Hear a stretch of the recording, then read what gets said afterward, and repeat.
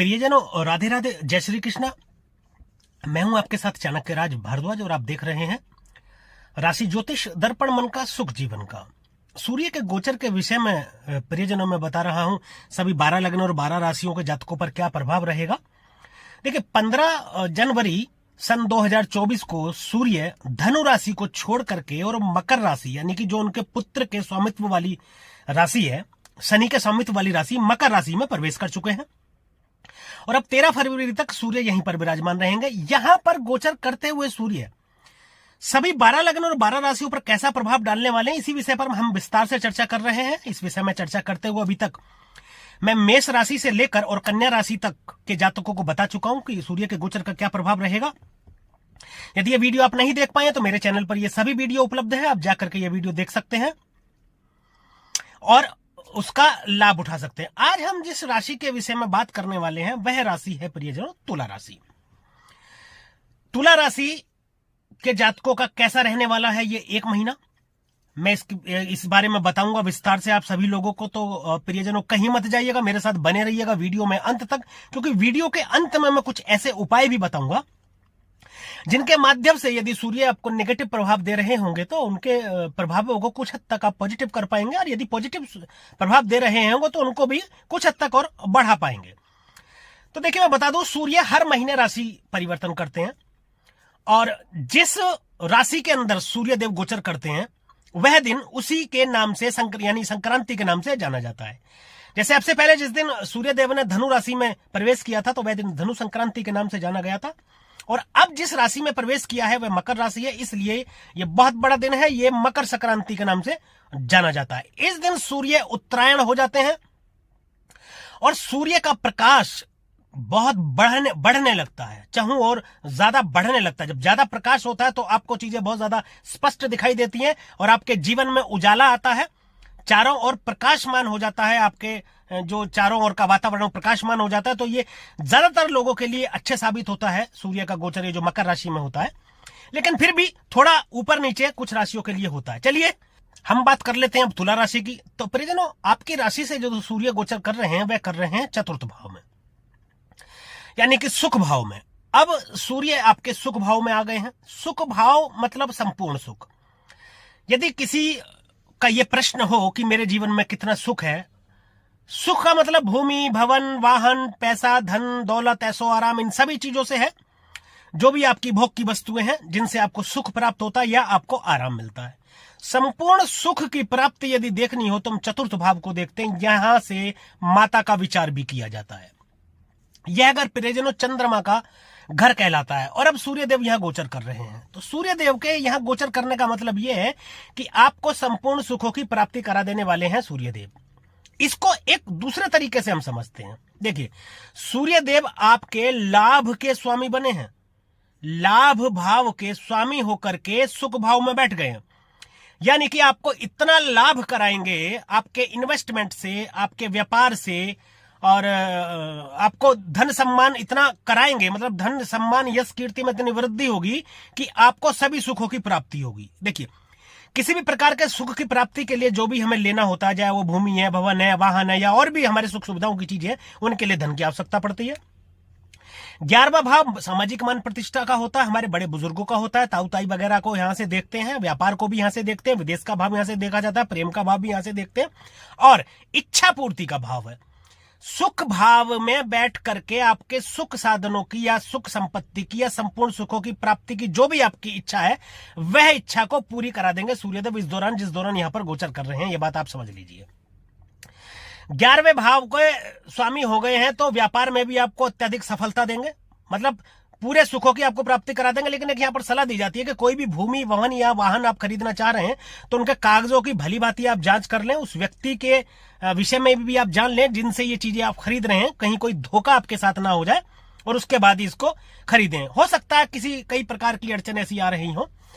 तो अब मैं आपको बता दूं, देखिए, चौथा भाव चंद्रमा का घर में यानी माता का घर है। मां के घर सूर्य आए, सूर्य पिता के कारक है, सूर्य बॉस है, सूर्य सरकार है, सूर्य आत्मा के कारक है, सूर्य को पिता माना, यानी पिता अपनी आपकी मां के घर आए, आप ये समझ लीजिए। यानी अब इसको इस तरीके से समझते हैं, एक तो माता प्रसन्न रहेंगी, माता प्रसन्न रहेंगी मतलब माता का स्वास्थ्य अच्छा रहेगा और माता के भी जीवन में खुशियां आएंगी। आपकी माता का स्वास्थ्य अच्छा रहेगा, बहुत अच्छा रहेगा, और सुखों की तो प्राप्ति आपको होगी ही होगी। देखिए अब इनकी दृष्टि देखिए, दृष्टि दशम भाव में जा रही है, यानी कि आपके कर्म भाव में जा रही है।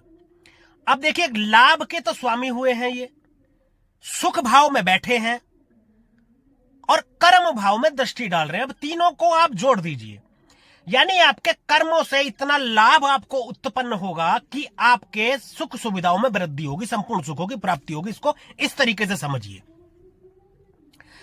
कोई भी आप कर्म कीजिए, आप व्यापार करते हैं या आप किसी प्रोफेशन में हैं या आप किसी नौकरी में हैं, डॉक्टर हैं, इंजीनियर हैं, चार्टर्ड अकाउंटेंट हैं, आप वकील हैं, जज हैं, आप नौकरी करते हैं, व्यापार करते हैं, कोई भी कर्म स्थान जहां पर जाकर के आप कार्य करते हैं सुखों की प्राप्ति के लिए, धन प्राप्ति के लिए, आजीविका चलाने के लिए, किसी भी तरीके से, चाहे आप नौकरी करते हैं, चाहे व्यापार करते हैं, चाहे आपकी कोई फैक्ट्री है, चाहे आपका ऑफिस है, जहां भी जाकर के आप कार्य करते हैं, उसमें आपको अत्यधिक लाभ करा करके आपको सुखों की प्राप्ति कराएंगे।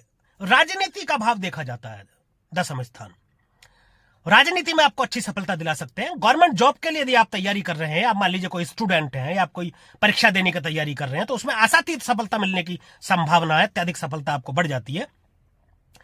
या गवर्नमेंट जॉब की आप तैयारी कर रहे हैं, उसमें आपको सफलता मिलने के चांस जो है वो बढ़ जाएंगे। पिता से संबंध बहुत शानदार आपके रहेंगे, बहुत अच्छे संबंध रहेंगे आपसे। व्यापारिक रिश्ते अच्छे बनेंगे आपको।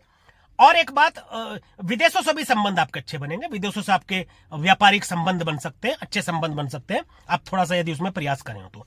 आपसे पहले हो सकता है कोई व्यापार आप करना चाह रहे हो, शुरू ही ना हो पा रहा हो, या व्यापार शुरू हुआ हो तो ग्रोथ ना कर पा रहा हो, लेकिन अब सूर्यदेव यहां पर दृष्टि डालेंगे तो उसको प्रकाशमान करेंगे, बिल्कुल एकदम आपका ऑरा भी ऐसा बढ़ा देंगे। आप ये समझ लीजिए कि आपके व्यापार में लोग इंटरेस्ट दिखाने लगेंगे और उस व्यापार से जुड़ेंगे। जब व्यापार से लोग जुड़ेंगे तो आपका व्यापार बढ़ेगा, और आपका व्यापार बढ़ेगा तो आपका लाभ बढ़ेगा, और आपका लाभ बढ़ेगा तो आपको संपूर्ण सुखों की प्राप्ति भी होगी। तो यह प्रियजनों तुला राशि के जातकों के लिए सूर्य के गोचर का प्रभाव। अब बात करेंगे कुछ उपायों की, परंतु उससे पहले मैं बता दूं कि आप अपने कर्म अच्छे रखें तो उपायों की जरूरत नहीं पड़ती है, कम पड़ती है जरूरत। कर्म आप अपने अच्छे रखें, दूसरों के प्रति मन में कुविचार ना रखें, दूसरों के प्रति मन में घृणा ना रखें, दूसरों को नुकसान पहुंचाने का ना सोचें, दूसरों का बुरा करने का यदि आप ना सोचें तो सभी ग्रह आपको अच्छा फल प्रदान करेंगे। इसके उलट यदि दूसरों के लिए बुरा सोचते हैं, उनके प्रति अपने मन में घृणा रखते हैं, नुकसान पहुंचाने का विचार अपने मन में रखते हैं, तो कोई भी ग्रह कितना भी अच्छा बैठा हो, कितने भी शुभ भाव में अच्छा होकर के बैठा हो, शुभ होकर के बैठा हो, तो वह भी आपको अच्छा फल प्रदान नहीं करता है। तो अपने आचरण को ठीक रखिए। एक और विशेष बात, शराब, मांस, अंडा, मछली का सेवन बिल्कुल भी ना करें। यदि इनका सेवन करते हैं आप तो शनि को बल मिलता है, और शनि को बल मिलता है तो सूर्य कमजोर होते हैं, और सूर्य कमजोर होते हैं तो वो आपको नेगेटिव प्रभाव देने लगते हैं। यानी कि पॉजिटिव यदि प्रभाव दे रहे होंगे तो उसके उलट आपको नेगेटिव प्रभाव देने लगेंगे। परिस्त्री गमन आपको नहीं करना है, आपका आचरण बिल्कुल सही होना चाहिए। अब कुछ उपाय की बात कर लेते हैं। उपायों में आपके लिए ज्यादा उपायों की जरूरत नहीं है।